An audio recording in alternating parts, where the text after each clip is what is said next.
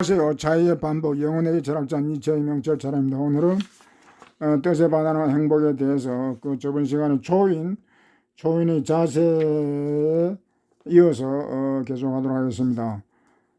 폭풍이 바다로 내몰아치는 곳, 그리고 산줄기와 끝자락에 긴 코로물을 빨아들이는 곳, 그곳에서 언젠가 저들 나무 하나하나 저마다의 검증과 깨달음을 위해 바주꾼이 되어 밤낮을 뜬 눈으로 보내야 할 것이다. 그러니까 조인이 강하고 부드럽고 강한 그런 나무가 되어야 한다고 했는데, 여기서는 또 이제 폭풍이 몰아치는 바다, 그러니까 바닷가의 나무기 때문에, 조인은 바닷가에 있는 나무기 때문에 바다의 폭풍 파도, 쓰나미, 해일 이런 걸 다 감당할 수 있을 정도가 돼야 되고, 그리고 이제 산맥에서 물을 빨라 올리고 했는데, 이제 산맥에서 이제 홍수가 이제 물이 쏟아지고 뭐 산사태가 날 수도 있죠. 그런 위험까지도 다 감수해야만이 이제 조인에 도달하는 것입니다. 이제 그런 검증을 거치는 거죠. 그런 시험을 거치면서 완전한 깨달음에 이르기 위해서는 그런 것을 또 뜬 눈으로 밤을 지새야 한다는 것이죠. 바수군처럼 이런 걸 또 경계를 잘 해야 되겠죠. 이런 산사태에서 이겨내기 위해서는 경계도 해야 되기 때문에, 하여튼 이런 위험 중에 위험, 이런 것들 다 위험 중에 어떤 크나큰 그런 위험들을 다 감당해내야만이 이제 조인이 된다는 그런 것입니다. 이게 참 무시무시하죠. 바닷가에서 폭풍을 다 견뎌내고 산사태나 이런 위험, 이런 것도 다 감당할 수 있는 그럴 때 이제 조인이 된다는 것, 그런 검증 과정을 거친다는 것입니다.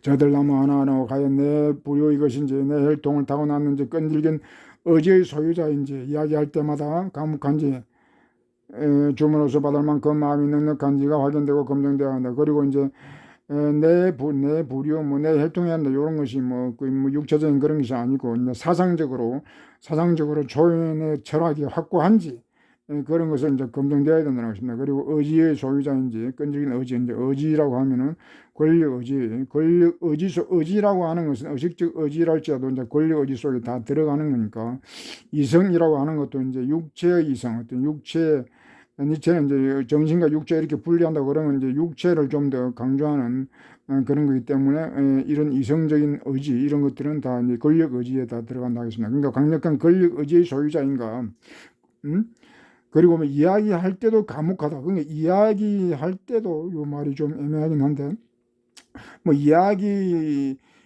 중심이 아니고, 이야기하면서도 이제 경청, 상대방이 어떤 그런 경청하는 자세로 이제 이야기한다는 거죠. 뭐 이건 쉬운 일이 아니죠, 이게.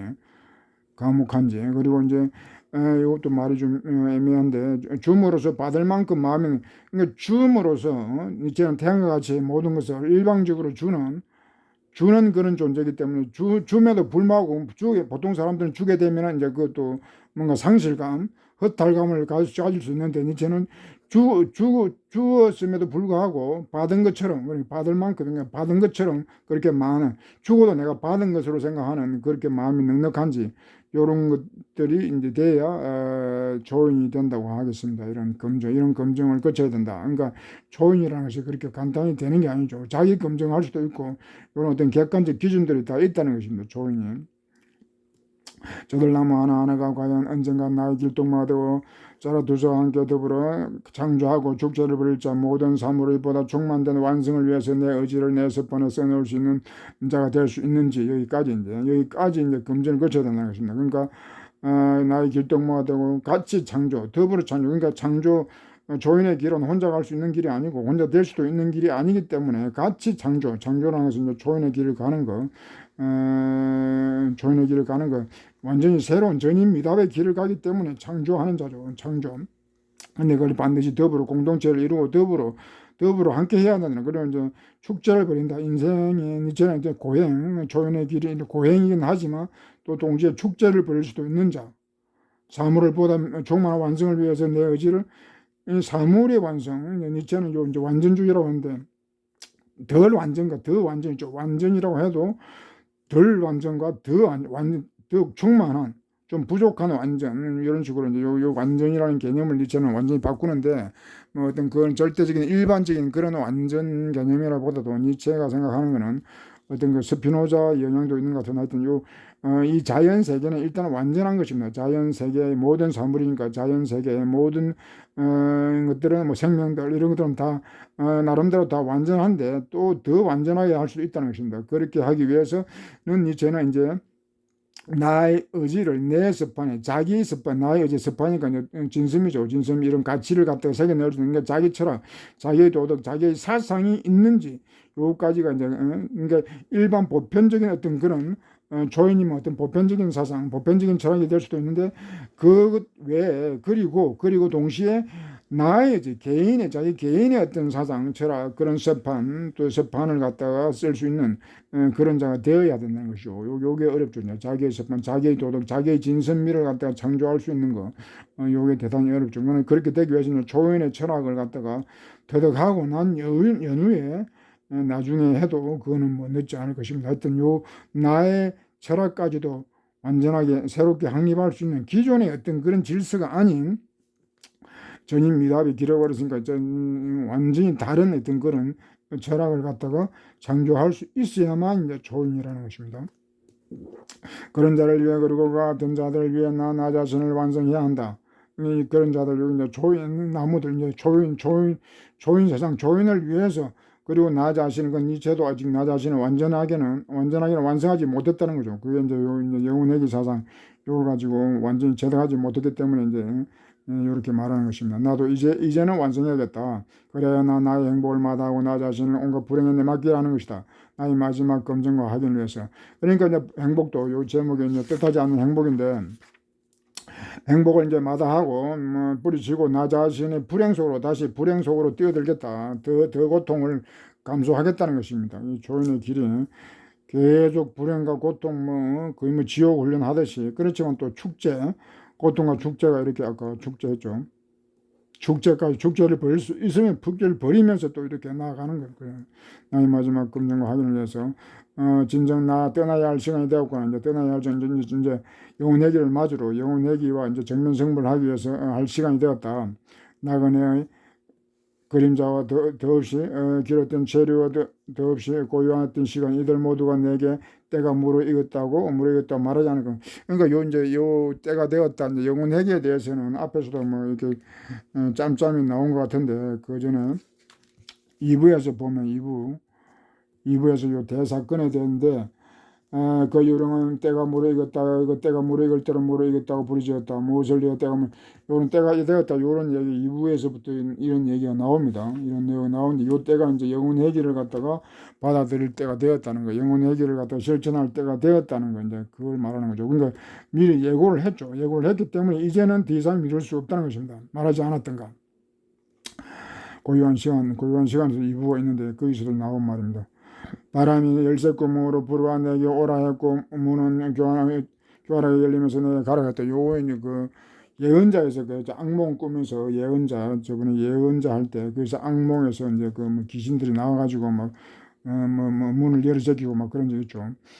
그러나 나의 아이들 그러나 이제 때를 갖다가 그렇게 좀 맞추지 못한 때를 갖다가 맞지 못한 이유가 이제 나옵니다. 그러나 나는 아이들에 대한 사랑이 너무 깊어가지고 사슬에 묶인 채 누워 있었다. 사랑이 너무 무슨 깔망이 내 아이들의 무기가 되어주고 아이들의 희생양이 되어주고 그들 위해서 나 자신을 내놓았으면 그게 뭐 희생이죠. 사랑을 향한 열망이 내게 올가미를 씌웠던 것이다. 그러니까 이 아이 조인에 대한 그 어떤 열망, 열정 그런 것들이 너무 강했기 때문에 이 영혼회까지는 아직은 감당할 때가 아니었다는 것입니다. 올가미가 완전 올가미 사슬. 아이들에게 올가미에 씌워서 덫에 걸렸단 말이죠. 걸렸었다. 뭔가를 열망한다는 것, 그것은 이미 나 자신을 내놓는 것이다. 내놓은 나 자신이 완전히 던지는 것. 의미한다. 나의 아이들아, 나 너희를 소유하고 있다. 이 소유에서 모든 것은 틀림없이 하며 열망의 여지가 남아있어서는 안 되겠다. 열망의 여지가. 요건 조금 해석에 논란이 많은 것 같습니다. 요게 아이를 소유한다. 뭐 소유라는 말, 요런 말이 뭐 그렇게 좋은 말 같지는 않은데 하여튼 요 아이들을 열정적으로 그렇게 열광적으로 이렇게 사랑하고 자기를 희생할 정도로 그렇게 조인에 대해서 열광함으로써 그것이 소유로 연결된다. 요 소유라는 것은 뭐 이렇게 좀 집의 그런 의미, 영어나 서구 언어에서는 집의 그런 의미가 있는데, 하여튼 뭐 부정적으로 해석될 수도 있고 좋게 해석될 수도 있는데, 여기서는 또 뭐 반전이 완전 전 문장의 전환이 일어납니다. 이 소에서 모든 것은 틀림없사하며 열망의 여지가 남아있어는 안 되겠다. 뭐 열망이 다 쏟아붓는다는 그런 의미도 되겠고, 해가 찌는 듯한 내 머리 위에 있고 자르는 자신을 제약으로 덜 끌고 있다. 요런 이제 열기가 이제 자기 어떤 열정을 다 태우고, 몸에 어떤 그런 몸에 열받는 그런 의미, 열을 받았다 그런 의미 같아요. 그림자 그래서 이제 모든 의욕들이 사라졌다. 부정적인 감정들 그런 것들이 다 사라져 버렸다. 근데 요것도 해석에 참 여지가 있긴 합니다. 요 체액이라는 거, 니체는 요 인간의 어떤 그 몸을, 우리는 인간의 몸을 고체라고도 볼 수 있는데, 니체는 액체로, 이렇게 액체로 보는 것 같아요. 액체. 그러니까 인간의 몸은 사실 액체라고 합니다. 그 액체라는 것이 다른 의미가 아니고, 근데 흐른다. 세포라고 하는 것이 계속 변하고 흐르기 때문에, 뭐 몇 달만 지나면 세포들이 뭐 한 70쪽의 세포가 있는데 그게 다 변한다 이 말이죠. 다 바뀌어버리기 때문에, 생사를 거치면서 다 바뀌기 때문에 이렇게 액체처럼 평생 이렇게 흘러가면서 흐르듯이 변한다. 그래서 그 흐름, 세포를 흐름이라고 그렇게 정의하더라고요. 그래서 저는 이제 그런 걸 이미 알고 이 몸을 갖다가, 인간의 몸을 고체가 아닌 액체로 이렇게 비유하면서 몸 전체가 이제 끓었다 이 말이죠. 어떤 열광을 했기 때문에 이렇게 몸이 끓어버리면 안 되니까 이제 제가 이제 여기서 이제 추위를 또 이제 이야기합니다. 살을 내는 추위, 강력한 추위죠. 살을 내는 혹독한 추위. 살을 내는 추위와 겨울을 동시에 이제 열기에 동시에 이제 요것도 이제 욕망했다, 담하고 있었다. 오살을 내는 추위와 겨울이 다시는 나를 깨뜨려 금을 내고 나로 하여금 삐득거리는 소리를 내도록 만들어 주었으며 하고 나 한숨을 쉬고 있었다. 바로 그때 얼음처럼 자있던 안개가 내 몸에서, 그러니까 자기 어떤 그 심정을 다 이렇게 마음대로 컨트롤해야 되는 거죠. 열광하다가 이제 이렇게 또 차디찬 안개 이렇게 몸이 이제 자기 몸을 갖다 식힌 냉정을 되찾는, 이 감정에 이제 기복이 심하다고 할 수 있지만 또 자기 감정 통제를 또 잘한다고도 볼 수 있죠. 이처럼 그런 찬기가 이렇게 겨울에 하면인데 자기 몸에서 찬 기운이 이렇게 나와서 냉정해졌다 이 말이죠. 냉정을 되찾았다. 그러자 이제 나의 과거가 그 무덤들을 봐줬다. 이제 과거 얘기가 나오고, 이제 자기 인생 행로에 대해서 이제 더듬어 보는 것이면 자기의 어떤 과거의 행적에 대해서, 그리고 과거의 어떤 그것이 이제는 큰 고통이 되기 때문에 그 고통이 자꾸 영혼회의하고 고통이 자꾸 연결되는 이유가, 고통의 극단까지도 한번 내몰아 가자는 그런 심산에서 이제 고통의 극단에 체험함으로써 이제 완전히 상승 도약의 계기가 될 수 있기 때문에 이제 그렇게 하는 거죠. 과거의 무덤들, 과거의 부정적인 것들을 다 파헤쳐봤다. 산처럼 묻힌 많은 고통, 산처럼 묻힌 고통. 저들은 다만 수위 속에 몸을 숨겼지. 잠에서 빠져 있었다. 뭐 끔찍한 거죠. 이렇게 산처럼 뭐 이렇게 비유를 이렇게 하는 거는 엄청난 그 고통, 과거의 고통들이 그런 것들이 있었다는 것입니다. 누구나 뭐 고통을 다 과거를 떠올리면 다 고통이 있죠. 이 니체처럼 이렇게 산채로 묻힌 뭐 수위, 이런 표현도 참 좀 특별하죠. 모든 것이 이처럼 징표가 되어, 그러니까 과거를 이제 해상하니까 모든 것들이 어떤 신호가 되어 뭐 징표, 조짐 그럴 수도 있죠. 때가 무르익었다고 소리를 쳤다. 뭐 과거를 해상하니까 또 과거에서도 이제는 영혼 회개를 갖다가 실천할 때가 되었다. 그 소리를 치는 것입니다. 그러나 나는 듣지 못했다. 근데 나의 10년 요동을 치고 나의 어떤 생각이 나를, 그러니까 계속 지금까지 그 영혼 회개에 대해서 뭐 조짐이 그 일고했지만은 그래도 니체는 그걸 갖다가 망설였다는 것입니다. 10년의 고통, 10년의 고통이 요동이 10년이 영혼 회개 사상이 요동치고 나의 또 생각이 아니고 나의 사상이 나를 물어뜯을 때까지는, 아직까지 그러니까 요즘 정도 단계는 아니다 이 말이죠. 나의 물을 뜯을 때까지 돼야 이제 영혼의 사상을 이제 수용할 수 있다는 거죠. 나의 사상. 시문한 사상. 한번 번역을 잘못하니까 계속 틀리죠. 나의 시문한 사상, 영혼회기, 10년, 심은. 나의 사상의 무덤을 파헤치는 너희 소리를 듣고도 더 이상 떨지 않을 만큼 강한 힘을 나 언제, 그러니까 무덤을 파는 소리, 이제, 그러니까 끔찍한 그런 고통들, 그런 악몽, 뭐 그런 걸 다 떨쳐내기 때문에 그 영혼회귀라고 하는 그 사상 자체가 그런 요것을 떨지 않을 만큼 강한 힘이 아직은 나에게 없다 이 말이죠. 아직까지도. 그러니까 영혼회귀를 뭐 겸손이겠지만은 아직까지 영혼회귀를 감당할 만큼 그런 강한 힘이 아직은 없다 이 말입니다. 무덤을 파헤치는 너희 소리 나의 심장의 고동은 목까지 올라오고 있구나. 시문한 침묵자여 너희 침묵 또한 나를 질질시킨다. 이 침묵이 영혼회귀를 다루지 않아도 질식할 만큼 그렇게 무섭고 이걸 언급해도 목까지 올라오는 이런 그 끔찍함이 있다는 것입니다. 심장의 고도가 목까지 올라오도록 있구나. 지금까지 나는 너를 위로 불러 올릴 생각을 감히 하지 못했다. 그 영혼의 사상을 갖다가 실현할 위로 불러 올린다는 것은 그 10년에 있는 것을 밑에 깔린 것을 위로 올린다는 것을 그걸 생각을 하지 못했다. 실현. 너를 내 품에 지니고 있는 것만으로도 쫓겼으니 나 여전히 그 궁극적 사자의 오만 방자함에 이를 만큼 강하지 못했고, 그러니까 이제 조인이 이제 되고 영혼의 사상을 완전히 받아들일 정도가 되려면은 그냥 사자도 아니고 그냥 사자 가지고는 안 되고 궁극적인 다른 책에는 최고인데 최고라고 됐어요. 최고의 사자의 어떤 그런 오기, 그런 용기, 그런 것들이 만큼 강해져야 된다는 것입니다. 그렇게 해야 영혼회귀를 갖다가 받아주는 사자의 오만 방자함에 이를 만큼 강해야 한다는 거죠. 강하지 못했기 때문에 아직은 영혼회귀를 받지를 못했다는 것이죠. 그냥 사자가 아니고 궁극적인 사자, 최고의 사자의 최고의 경지라는 겁니다. 사자도 이제 여러 그 단계가 있다고 그러면 사자에서도 최고의 경지에 오르렀을 때만이 요 사상을 감당할 수 있다는 것. 너의 무게, 영혼에게의 무게, 그것만으로 나는 항상 두려웠다. 이 두려움에 떨었다 이 말이죠. 그러나 언젠가는 너를 위로 불러 올릴 수 있는 힘과 사자의 음성을 찾아야 하리라. 그런 언젠가는 곧이죠. 이제 곧 이제 그런 힘과 사자의 포효하는 그런 것을 찾을 수 있다는 것이죠. 내가 먼저 여기서 내 자신을 극복한다면 보다 위대한 일에서도 나 자신을 극복하겠더라. 그렇게 되면 그 하나의 승리가 나의 완성을 확인해 주는 봉인이 되어 주라.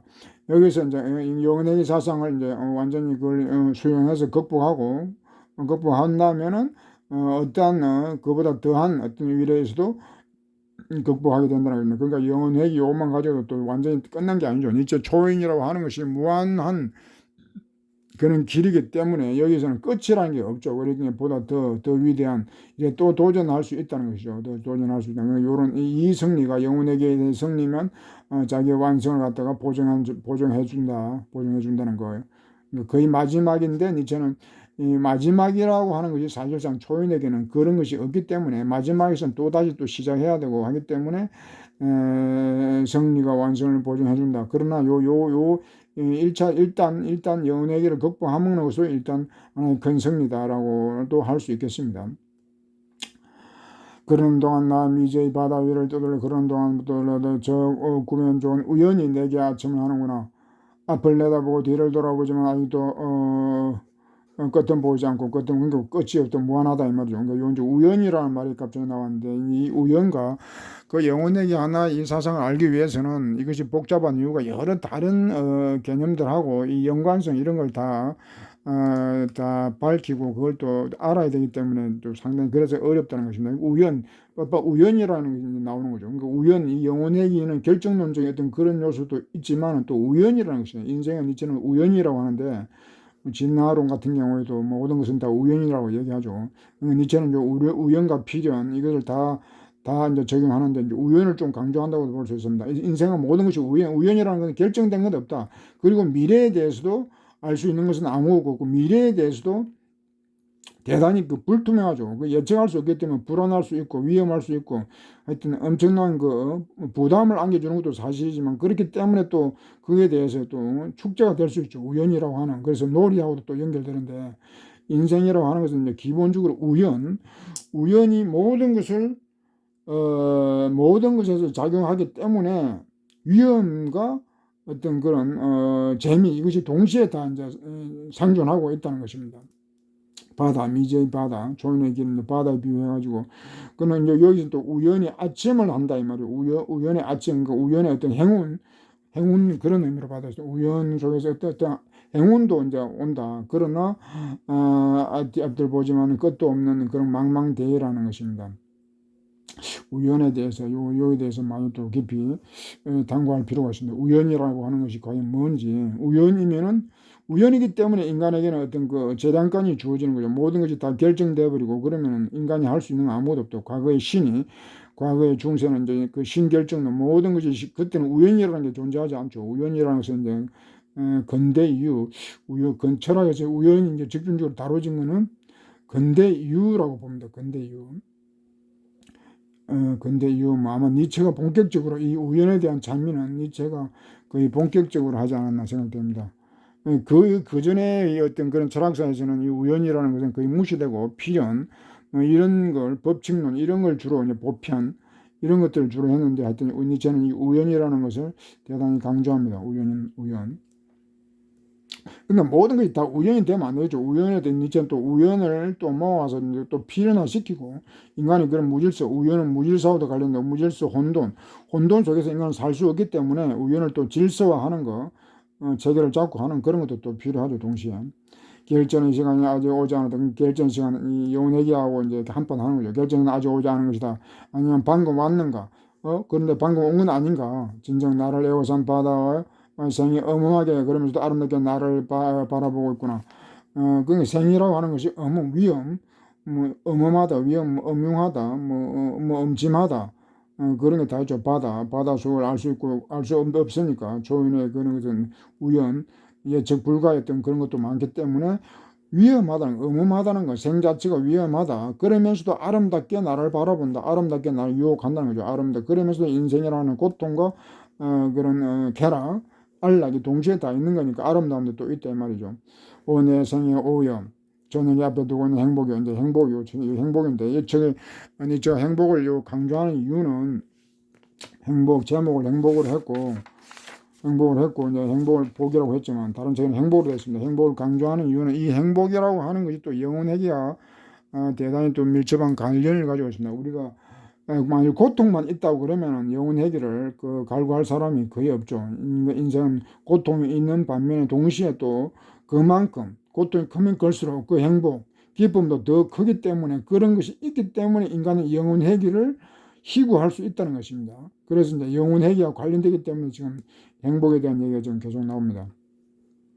그러나 저녁에 앞에 두고 행복은 그러나 너를 행복을 믿지 못한다면 얼마나 믿지 못하냐 믿을 수가 없다 이 말이에요. 이런 행복이 그러니까 완전한 행복이 아니고 아직은 이런 저녁이니까 이제 자기 인생 모든 것이 완성되는 단계는 밤이 지나고 자정 뭐 이렇게 때가 되어야 하는데 그때 큰 행복을 위해서 이런 저녁의 행복 아직은 작은 행복이니까 아직은 작은 성취이기 때문에 이런 행복을 거부한다 물리친다는 것입니다. 너희를 얼마나 믿지 못해서 이제 물리친다 밀어낸다. 진영 난 너희의 어마어마한 아름다움을 믿지 않는다. 그래서 이런 행복을 작은 행복이요. 작은 행복 또는 가짜 행복 이런 것을 나는 믿지 않는다. 그러니까 니체가 행복을 부정하는 게 아니죠. 행복 자체를 부정하는 것은 아니고 다만 목적적 존재는 될 수 없고 이제 부차적 수단적 목적적 가치가 아니라 수단적 가치라고 하는 것이면 그러니까 니체를 밤 행복주의 또 이렇게 해도 안 되죠. 그러니까 요 행복이 뭐냐 하는 것도 또 따져봐야 되지만은 인간에게 행복이라고 하는 것은 필요하고 다만 그것은 목적이 아닌 수단으로서만 필요하다는 거. 그래서 여기 이제 행복을 강조하는 것입니다. 난 너의 영원한 아름다움을 믿지 않는다. 나는 별별처럼 너무나도 부드러운 미소를 믿지 않는 연인과 같은 뭔 말인지 모르겠는데 별별. 그렇지만은 그런 미소 이런 것이 연인의 그런 미소처럼 거나 행복의 그런 달콤함을 나는 믿지 않는다 그런 뜻이고 질투심에 불타는 자기 내혹한 자의 부드럽게 사랑한 미련에서 나타난 그 질투심 사로잡힌 거는 다 사랑도 버리죠. 그렇게 하듯이 이런 행복, 이런 작은 행복, 이런 저녁의 행복은 나도 밀쳐내겠다. 나에게서 밀어낸다. 가라 복된 시간이야. 그래서 복된 시간, 행복한 시간을 가버려라. 너와 함께 내 뜻에 반하는 복이 내가 원하지 않는 거기 때문에 나를 찾아와서는 이제 버린다 이 말이야. 더없이 깊은 고통과 감날 각오가 나 여기 서 있다. 이 중요한 말입니다. 더 깊은 이게 가장 깊은 고통, 가장 깊은 그냥 이런 고통, 아직까지는 영혼회개를 감당하지 못하면 아직까지는 큰 고통은 아니었단 말이에요. 진짜 가장 깊은 고통, 가장 큰 고통은 영혼회개와 함께 한다는 것입니다. 요게 이제 왜 중요하면, 그 스피노자의 그 유명한 말 중에 고귀한 것은 다 힘들 뿐만 아니라 드물다. 그러니까 고귀한 것을 그렇게 이룩하기 위해서는 고통 이런 것은 감내하지 않으면 안 되고, 니체는 그게 더해가지고 가장 깊은 고통의 단계까지 내려가야 된다는 거죠. 그런 가지고 다 감당해야만이 그게 정말 고귀한 것이 되고, 그렇게 조인의 세상을 이룩할 수 있다는 것입니다. 그러니까 마지막 아직 가장 큰 고통은 남아있다는 거죠, 이게. 모든 고귀한 것은 힘들 뿐만 아니라 드물다. 그러니까 우리가 고통의 정도에 따라서 그것이 얼마나 고귀한가 아닌가 그렇게 또 판가할 수는 있겠죠. 근데 니체는 아직까지는 그런 더없이 깊은 고통은 아니었다는 것입니다. 이제부터 이제 가장 큰 고통을 감당한다는 거죠. 가라 너 복된 시간이여. 차라리 저쪽으로 가 머물 곳을 마련하도록 하라. 내 아이들 곁으로 가라. 서둘러라. 저녁이 되기 전에 나한테 오지 말고 다른 데로 가라. 아이들에게나 가서 뭐 해주라, 위로해주라. 되기 전에 저들이 나의 행복으로 축복하라. 나의 행복으로 축복해줘 달라. 아침 저녁이 다 가까우고 있거나 해가 길고 물러거라. 나의 행복이여 물러거라. 나의 행복이여. 자라톤이 이렇게 말했다. 그리고는 밤새 그의 불행을 기다렸다. 그러나 헛수고했다. 밤은 하나고 조용하기만 했다. 오히려 그에게 점점 가까이 다가온 것은 행복 그 자체였다. 행복 자체였다. 아침이 되자 자루는 자신의 마음을 향해 웃고는 빈정대듯이 말했다. 행복이 나를 뒤쫓고 있구나. 내가 여인들을 뒤쫓지 않았으니 생긴 일이다. 아무튼 행복은 여인이다. 그러니까 행복을 이제 계속 이야기해서 끝까지 말하는 이유는, 행복하지 않으면 영혼회귀라는 것이 그거는 성립할 수가 없다 이 말이에요. 영혼회귀. 그것도 그 얘기는 행복에 대해서 나중에 또 나오는데, 행복을 해야 행복 기쁨, 독일어는 기쁨, 그러면 글룩 행복 기쁨, 그런 기쁨이 있어야만이 영원한 그런 어떤 생의 반복을 간절히 원할 수 있다는 것입니다. 그래서 이제 그 행복은 중요한데, 니체는 이런 작은 행복들은 밀치고 큰 행복을 추구하겠다. 그러니까 큰 행복을 위해서 그런 것을 이제 물리친다고 하고, 여기서 이제 요 이야기는 행복을 추구하면은 달아나고, 그냥 추구하지 않으면 따라온다 이런 것을 여인에 비유했는데, 이것도 뭐 좋은 비유 같지는 않습니다. 하여튼 행복을 추구한다고 해서 그것을 붙잡을 수 있는 것이 아니고, 오히려 어떤 삶에 충실함으로써 행복은 뒤따라오는 것이다. 그래서 결론을 냈습니다. 끝내고 이제 요즘 시국도 매우 절망스럽고 해서요. 이제 그 전에 했지만 일부 새로운 우상에 대해서 조금 이야기하도록 하겠습니다. 이제 국가에 대한 니체의 무자비한 비판인데, 다시 새겨볼 만합니다. 니체는 국가라고 하는 것을 니체는 이제 괴물이라고 했고, 이제 그 괴물 중에서도 가장 냉혹한 괴물이에요. 국가라고 하는 것은. 근데 괴물하면 인간에 대해서 괴물이니까 이거는 엄청나게 나쁜 거죠. 이 괴물은 냉혹하게 거짓말도 또 잘한다 이 말. 그 거짓말. 민족의 죽음에 대하여 나는 말한다. 민족의 죽음, 국가의 탄생, 민족의 죽음과도 이렇게 또 연결시켜놨죠. 거짓말을 잘한다. 그 거짓말이 국가고 민족이라는 것입니다. 민족. 이 국가가 민족, 요 말은 국가가 민족인 국민 그런 뜻도 있는데, 이 국민에게는 민주주의 사회에서는 국민의 주권이 그러니까 국가가 있다는, 그러니까 뭐 정부 좋게 보면 정부 또는 대통령, 그러니까 대통령이 자기 주권을 행사한다는 거죠. 그 국민의 주권을 민족이라고 하는 것은 여기서 이제 정치적으로 풀면은 민족의 국민의 주권을 갖다가 국가가 이렇게 이제 강탈해가지고 그 주권 행사를 국가가 한다는 거죠. 그러니까 완전 주객이 전도된 거죠. 그 민주사회라고 하면서 국가의 주인은 민족인데 국가가 그걸 갖다가 강탈해 갔다고 하는 것입니다. 이것이 가장 큰 거짓말이죠. 국가가 곧 민족이다. 이게 큰 문제죠. 국가의 주권, 주인이 누구냐 이렇게 했을 때 당연히 국민이고 민족이 돼야 되는데, 그 주권이 지금 국민에게 있지 않죠. 모든 국가의 어떤 정치 결정 인권 이런 것들이 일국의 그냥 일개의 어떤 대통령이 좌지우지하는 그런 지금 형편없는 그런 지금 정치가 지금 자행되고 있습니다. 민족을 창조하고 그래서 하나의 신앙과, 그러니까 민족이라고 하는 것은 하나의 신앙과 하나의 사랑을 제시해온 것은 창조하는 자들이다.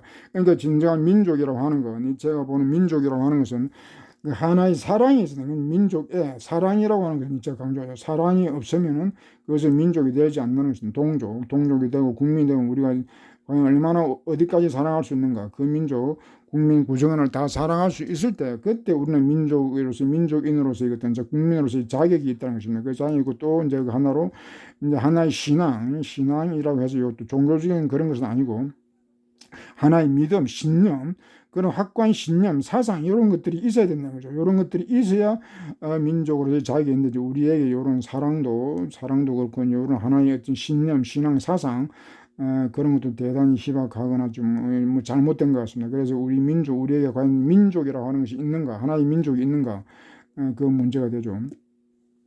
많은 사람들 앞에서 덫을 놓는 게 이 국가다, 그것을 국가라고 하나, 절멸자들이다. 그런 자들이 저 많은 사람들을 위해 한 자로 칼과 벽기나 다는 욕망을 내건다. 이 국가, 이 덫은 이처럼 국가를 함정을 봐놓고, 그러면 덫을 그 괜히 국민을 거기에서 끌려들게 하는 거죠. 뭐 그 법망 이런 것도 다 덫이 될 수 있고, 하여튼 여러 그 덫을 걸어놓고 100가지 욕망, 그 중에서 100가지 되는 욕망이라고 하는 거, 욕망이라는 이 말도 상당히 어려운 말인데, 인간의 역사에서 욕망이라는 건 없었습니다. 인간은 욕망이라는 게 없었고, 이것도 이제 근대 이후 프랑스 혁명, 자본주의 이후에 이제 이 욕망이라는 것이 있기 위해서는 자기 주체 뭐 이런 것들, 주체 뭐 이성 뭐 이렇게 그 계몽 이런 것들이 전제되기 때문에, 계몽되지 않은 과거의 그 뭐 중세 사회만 해도, 그런 신분제 사회에서는 욕망할 수 없죠. 농민은 뭐 평생 세습해서 계속 농민밖에 될 수 없기 때문에, 거기는 욕망이라는, 진정한 욕망이 나올 수가 없죠. 그러니까 이 욕망, 근데 이 자본주의 사회에서는 이 100가지나 되는, 그러니까 100가지는 많다는 의미로 뭐 수만 가지 욕망을 갖다가 내걸었다, 탐욕을 부추긴다는 거죠. 탐욕을 부추겨가지고 이제 덫에 걸려들게 한다는 것입니다. 그리고 한 가지로 이제 칼을 요거는 이제 국가의 폭력으로 이제 이렇게 지배한다. 요걸 욕망을 보상으로 이제 이해해서 상벌 기제로 인간을 갖다가 국민을 갖다가 이렇게 다스린다는 거, 덫을 놓고 이렇게 한다는 것입니다. 상벌 기제, 그렇게도 보면 됩니다. 어느 민족이 있는 곳에서 민족은 국가를 이해하지 못하면, 그러니까 진정한 요 민족은 또 이 독일의 민족, 요게 이제 그 종족, 그런 의미가 있습니다. 그러니까 독일은 그 제국주의 이전에 이제 그런 도시 국가들, 뭐 수백 개 그런 도시 국가에서 그런 종족들, 그것들이 있는 곳에서는 이 국가라는 것을 인정하지 못한다 이 말이죠. 용납하지 않는다 이 말입니다. 그것은 사악한 눈초리고, 그리고 양속과 법률에 반하는 제약이다. 국가라고 하는 것은 이폭양속과 그런 어떤 그런 관습, 질서에 반하는 것이다. 그 민족의 그런 질서에, 그 민족이 고유한 그런 이런 뭐 사상, 이런 사랑이 있었는데, 국가가 이런 것들 다 망쳤다 이 말이죠. 민족을 다 죽음에 이르렀다. 나는 이 표지를 조용히 말하는 그것은 저마다 민족이 악에 대한 고유의 언어를 구사하고 있다는 것이다. 그것은 민족이 자신만의 양식과 언어를 만들었다. 선거악이라는 말, 국가의 가장 큰 거짓말, 선거악이라는 말을 동원해가면서 무슨 말하는 것은 거짓말, 국가하는 것은 다 거짓말. 여기서 이제 선거악이라고 하는 것은 니체에게 진선미 이제 그걸 다 포함합니다. 진선미. 그러니까 국가가 모든 진선미를, 위약주 이런 것을 다 결정하고 그것을 강요한다 이 말이죠. 요보다 이제 큰 거짓말이 없죠. 그러니까 인간의 모든 판단 능력, 뭐 이런 거, 인간의 미래 이런 것도 자주우지 이제 국가가 하는 거죠. 진선미 이렇게 이러면 국가가 다 결정해가지고 그쪽으로 몰아가기 때문에 요거보다 이제 위험한 게 없고, 이제 큰 거짓말이 없는 거죠. 무엇을 소유하는 것은 다 훔친 것이다. 국가는 무슨 짓을 해도 다 그것은 거짓이다 이 말입니다. 이게 대단히 엄청난 국가 비판인데, 지금 우리의 현실에 지금 그대로 들어맞는 일입니다. 이게 지금 우리의 현실에 국가가 하는 것은, 국가가 뭔 짓을 하든 지금 뭔 짓을 했다 그러면 다 이제 위약주, 거짓말이 되고 위약주와 이제 관련이 됩니다. 진정한 진선미는 없고 위약주 쪽으로만 나아가고 있습니다. 국가는 매사에 거짓서 모든 것이 매사에 물어뜯는 벌어져 있는 국가는 움츠린 이빨로 물어뜯고, 또 심지어 오장육부가 다 거짓다. 은혜의 혼란, 죽음의 설교. 그 죽음의 국가라고 하는 것은 인간을 갖다 살리는 게 아니고 종교를 이제 죽음의 종교, 죽음의 설교자, 죽음, 인간 생애 적대적 뭐 그런 말 하는데 하여튼 죽음을 부추긴다 이 말이 국가가. 너무나 많은 사람들이 태어난다. 국가는 바로 그러한 존재들을 위해서 존난다. 국가라고 하는 것이 뭐 쓸모없는 인간, 너무나 많은 사람들, 존재할 가치가 없는 쓸모없는 인간, 다른 책에서는 요걸 이제 인간 쓰레기라고 그랬죠. 다른 책에서는. 쓸모없는 인간을 그러니까 요 국가라고 하는 것이 인간, 쓸모없는 인간에게만 유용하다는 것입니다. 제대로 된 인간에게는 이 국가는 해악밖에 없고, 아무런 쓸모없는 그런 인간한테만, 인간 쓰레기들한테만 국가는 아주 유용한 거. 그래서 그렇게 고안된 겁니다. 어떻게 국가가 이들 너무나도 많은 자들을 거두기는데, 이렇게 국가자들을 갖다가 씻고, 이런 것들을 씻고 대신다는 거죠. 존재가치 없는 사람들, 이 땅에 나보다 위대한 것은 없다. 국가가 말하는 거, 신의 손가락, 국가는 신. 그러니까 종교가 이제 근대 들어오면서 조금 약화되면서 국가가 이제 종교 행세를 하는 거예요. 우상이 되었다는 거는 국가가 종교가 되었다는 겁니다. 내 질서, 나는 질서를 부여하는 신의 손가락, 신이다 이 말이에요. 국가가 나보다 위대한 건 없고 이 세상에는 나보다 위대한 신, 그러니까 과거에는 신이었는데 이제 신보다 더 위대하다는 말이죠. 그러니까 신이라는 겁니다. 보유한다. 기각인자, 제한적인 자만이 무릎을 꿇는 게 아니라 여기에 이제 국가에 굴복하는 거죠. 뭐 이렇게 기각인자, 낙타 같은 그런 존재만이 아니라 모든 자들, 그러니까 뭐 지식인, 뭐 엘리트, 뭐 할 것 없이 다 무릎을 꿇고 이제 굴복하는 낙타가 다 되었단 말이죠. 이 국가 앞에서 무릎 꿇지 않는 자가 없다는 겁니다. 그러니까 그러면 요 이제 존재할 가치 없는 인간의 범위가 나오는 거죠. 모든 자들이 무릎을 꿇는다 국가 앞에. 위대한 영혼들이여 너희들의 어머니 위대한 영혼은 이제 사자급 이상이었던 그런 사람들도 엄한 거짓말에 속사였거나 그런 사람에게도 아낌없이 대해주는 그 뭐 복문은 심정을 궤도로 보고 있다. 그러니까 위대한 영혼도 이제 위대한 사자급의 어떤 그런 사람들 저는 여기서는 국가에 다 이제 이렇게 무릎을 꿇고 넘어간다는 것입니다. 그것은 싸움에 지쳐서 너무 지쳐서 무기력에 지친 나머지 이제 새로운 우상을 갖다가 숭배할 수밖에 없게 된다는 거죠. 사자급이라 해도 그 아이로 도약하는 데는 너무나도 그 험난한 과정이 있기 때문에 이미 지쳐버렸단 말이에요. 사람이 지쳐서 이제 자꾸 그 진보에서 과거에 뭐 진보 운동했던 사람들이 변절자가 많이 나오는 이유가 이렇게 이제 자기 자신에게 지쳐버렸다는 거죠. 이렇게 지쳐버리니까 다시 이제 낙타로 돌아갈 수밖에 없는 그런 인간의 어떤 그런 한계도 있다고 하겠습니다. 그래서 새로운 우상을 섬기게 되었다.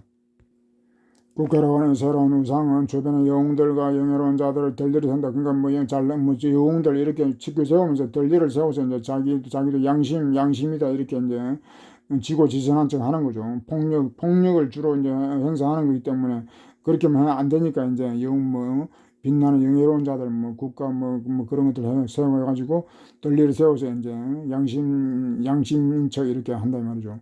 너희가 경배를 한다면 그러나 좀 사람들이 숭배한다면 이 국가는 너희에게 무엇을 주려 할 것이다. 무엇을 주려 보상한다 이 말이죠. 국가와 너희 덕의 광채 이렇게 해서 덕의 광채 이런 것을 이용해 먹다면 눈길을 매수하면서 이용한다는 겁니다.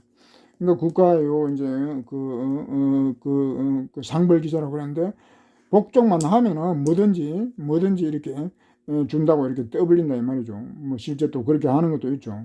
복종하는 자에게는 뭐 부귀 공명을 다 이제 얻을 수 있도록 그렇게 또 해주는 것도 뭐 극히 일부일 수도 있겠지만 그런 점도 있죠 사실은. 너무나 많은 자는 죽음의 말은 죽음과 지옥 뭐 이렇게 끝내고 선량한 사람 고약한 사람을 가지 않고 모두가 독배를 그러니까 모든 사람이 독배를 들어 죽어가는 것을 국가로 한다. 선한 사람 악한 사람 할 것 없이 모두가 독배를 들어 죽이는 것 그것이 이제 국가라고 하는 것입니다. 국가라고 요런 국가의 이것이 제가 볼 때는 이때부터 이렇게 국가라고 하는 건 인간을 살리는 게 아니고 종교가 인간의 모든 것을 말살해 왔듯이 국가도 똑같이 그런 짓을 이제 하고 있었다는 겁니다. 지금도 그게 다르지가 않죠. 지금도 이 독배라고 하는 것이 정신적, 이건 뭐 사람을 죽인다 그것보다도 정신적으로 정신문화, 정신을 다 말살했다는 겁니다. 지금도 마찬가지로 우리의 어떤 정신 말살은 박정희 독재 때부터 시작됐다고 볼 수 있습니다. 그러니까 박정희가 뭐 경제 발전 했다고 하지만 뭐 그게 과연 그런지도 모르겠지만 이 우리의 민족의 정신 문화 이런 걸 박정희가 다 거의 다 말살했다고 봅니다. 그래서 지금 돌이킬 수 없는 아주 그런 비극적인 상황이 지금 있는 거죠. 그 뿌리가 이제 박정희. 그러니까 니체도 선한 모든 사람들의 독배를 들어 이제 죽게 한다. 그이 바로 국가라는 것입니다.